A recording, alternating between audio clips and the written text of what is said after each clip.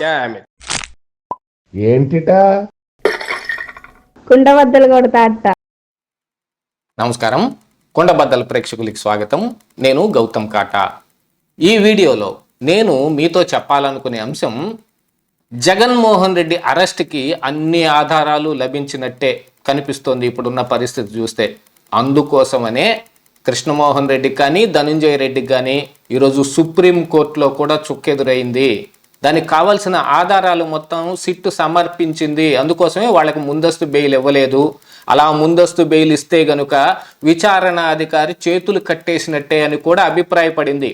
కావాలంటే అరెస్ట్ తరువాత నార్మల్గా బెయిల్ కోసం అప్లై చేసుకుని అందులో ఉన్న మెరిట్స్ ప్రకారంగా కింది కోర్టులో బెయిల్ పొందే అవకాశం ఉంది, అందులో మెరిట్స్ ఉంటే అనే దాన్ని కూడా మరి సుప్రీంకోర్టు అభివర్ణించింది. అని అంటే అందులో సిట్ సమర్పించిన ఆధారాలు మోస్ట్లీ ఈ ధనుంజయ రెడ్డి, కృష్ణమోహన్ రెడ్డి, ఆల్రెడీ అరెస్ట్ అయి ఉన్న గోవిందప్ప బాలాజీ, వీళ్ళ దగ్గర ఉన్న కీలక సమాచారాన్ని మొత్తాన్ని కోర్టులో చూపించినట్టే కదా.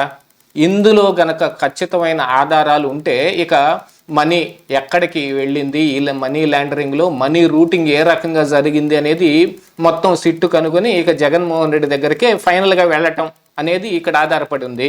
ఎందుకంటే లిక్కర్ పాలసీ మార్పులో కూడా రాజకేశ్ రెడ్డి చెప్పిన దాని ప్రకారంగా జగన్మోహన్ రెడ్డి ఆదేశాలతోటే మేము ఈ లిక్కర్ పాలసీని, అంటే విజయసాయి రెడ్డి, మిథున్ రెడ్డి, ఇక సజ్జల, ఈ వీళ్ళందరితోటి కలిపి వాళ్ళు ఒక చర్చించి లిక్కర్ విధానాన్ని మార్చారు అనేది క్రిస్టల్ క్లియర్గా రాజకేశ్ రెడ్డి చెప్పాడు. ఇక గోవిందప్ప బాలాజీ అరెస్టు, ఆయనే కీలకంగా ఈ మనీ లాండరింగ్ మొత్తంలో పాత్ర పోషించాడు అనేది కూడా అందరికీ సుస్పష్టంగా తెలుస్తోంది. ఎందుకంటే గతంలో విజయసాయి రెడ్డి సీఏగా ఉండి జగన్మోహన్ రెడ్డికి ఏ పనులైతే చేశాడో విజయసాయి రెడ్డిని పక్కకు తప్పించేసి ఈ గోవిందప్ప బాలాజీ ద్వారా, ఎందుకంటే ఈయన మరి వైఎస్ భారతికి సంబంధించిన భారతీ సిమెంట్స్లో హోల్ టైం డైరెక్టర్గా కూడా ఉన్నాడు. దాంతో పాటుగా ఈయన కూడా చార్టెడ్ అకౌంటెంటే. ఈయనే మరి భారతీరెడ్డి గారి ఆర్థిక లావాదేవీల వ్యవహారం మొత్తం చూస్తున్నాడంటే జగన్మోహన్ రెడ్డి కూడా చూసినట్టే కదా.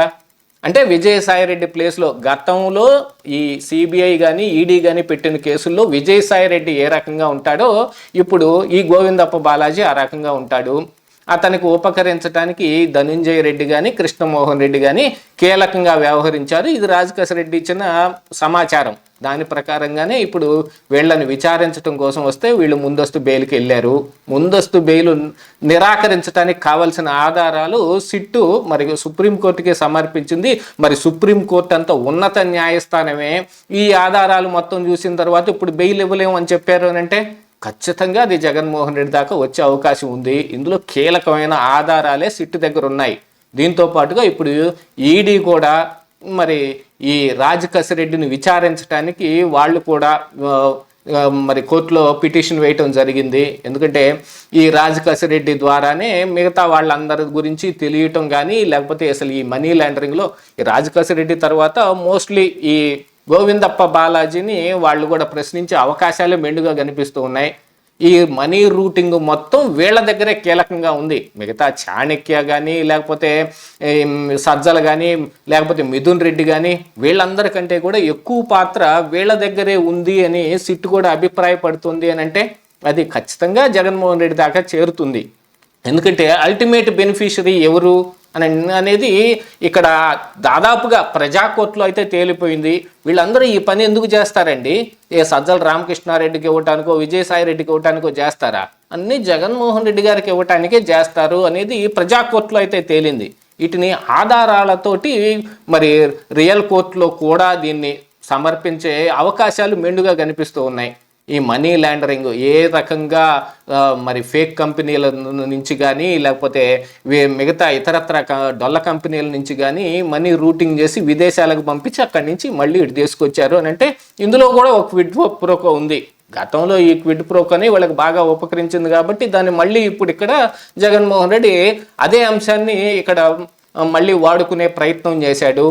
ఈ లిక్కర్ కంపెనీల నుంచి 12% కాదని 20% ఏదో 3,500 కోట్ల నుంచి 4,000 కోట్ల రూపాయల వరకు ముడుపులు అందాయి అనే దాంట్లోనే ఇప్పుడు ఈడీ కూడా దాన్ని చూసుకున్న తర్వాతనే మరి ఈ కేసులోకి ఎంటర్ అయ్యి దీంట్లో ఉన్న ఈ డాక్యుమెంట్స్ మొత్తాన్ని కూడా అఫీషియల్ డాక్యుమెంట్స్ మొత్తాన్ని వాళ్ళు కూడా తెప్పించుకొని వాళ్ళు కూడా కేసు కట్టడానికి సిద్ధమవుతున్నారని అంటే ఇక జగన్మోహన్ రెడ్డి దాకా ఇది చేరే అవకాశమే మెండుగా కనిపిస్తోంది. అంటే ఈ ధనుంజయ్ రెడ్డికి కానీ లేకపోతే ఈ కృష్ణమోహన్ రెడ్డికి కానీ ముందస్తు బెయిల్ రాకపోతే ఇక జగన్మోహన్ రెడ్డి ఇరుక్కున్నట్టేనా అనే ప్రశ్న ఇక్కడ ఉత్పన్నం అవుతున్నప్పటికీ ఈ ధనుంజయ్ రెడ్డి కానీ కృష్ణమోహన్ రెడ్డి కానీ ఎవరు? ఆల్రెడీ ఒకళ్ళు సీఎంఓలో పనిచేసిన వ్యక్తి, ఇంకొకళ్ళు జగన్మోహన్ రెడ్డికి ఓఎస్డీగా పనిచేసిన వ్యక్తి. వీళ్ళ ద్వారానే మరి వారానికి 20 కోట్ల చొప్పున వసూళ్లు జరిగాయి. ఆ జరిగింది మొత్తం చాణక్య, రాజకేశ్ రెడ్డి వీళ్ళ ద్వారానే మరి ఈ జగన్మోహన్ రెడ్డికి చేరటానికి ప్రయత్నం చేశారు అనేది. ఎంతకంటే ఇంకా అసలు పెద్ద కేసు ఏమిటి అని అంటే ఈ వైన్ షాపులు. మరి లిక్కర్ పాలసీని మార్చిన దాంట్లో కూడా రాజకేశ్ రెడ్డి జగన్మోహన్ రెడ్డి చెబితేనే మేము ఈ లిక్కర్ పాలసీని కొత్త తయారు చేశామని, మరి వాళ్ళు ఏ అధికారంతో చేశారంటే ఆ రోజున సీఎంఏ వాళ్ళకి డైరెక్ట్గా వాళ్ళకి గ్రీన్ సిగ్నల్ ఇవ్వటం జరిగింది, అందుకని వాళ్ళు చేశారు. ఇందులో విజయసాయి రెడ్డి పాత్ర ఎంత అనే దాంట్లో కూడా మరి సిట్టు విచారణ చేసి ఆయన కూడా A4గా చేర్చింది అని అంటే ఇప్పుడు విజయసాయి రెడ్డి అయితే ఒక దొంగ నాటకం ఆడుతూ ఉన్నాడు. ఇందులో నాకేం సంబంధం లేదు, వాళ్ళకి నాకు ఇది కేవలం రాజకేశ్ రెడ్డి తోటి మాత్రమే ఇది జరిగింది అన్నట్టుగా. కాకపోతే ఇక్కడ గోవిందప్ప బాలాజీ అనే ఆయన తెరపైకి వచ్చిన దాంట్లో మరి విజయసాయి రెడ్డి చెప్పిన మాటలు కొద్దిగా నమ్మశక్యంగానే కనిపిస్తూ ఉన్నాయి. అయినప్పటికీ కూడా విజయసాయి రెడ్డి ఏదో ఒక రకంగా ఇందులో వేలు పెట్టే ఉంటాడు కదా. కాకపోతే ఇప్పుడున్న పరిస్థితుల ప్రకారంగా విజయసాయి రెడ్డి మరి ఎంపీ పదవిని మరి పార్టీని వదిలేసుకొని బయటకు వచ్చిన తర్వాత మరి బీజేపీ సంఖలో దూరాలంటేనో లేకపోతే టీడీపీలోకి రైట్ రాయల్గా నేరుగా వాళ్ళ వద్దకు వెళ్ళాలంటేనో ఇలాంటి కొన్ని పనులు చేస్తే వాళ్ళు రాణిస్తారు అనేది మరి విజయసాయి రెడ్డి కూడా ఒక అవగాహన ఉంటుంది కాబట్టి ఆయన ఇలా మాట్లాడుతూ ఉన్నాడు.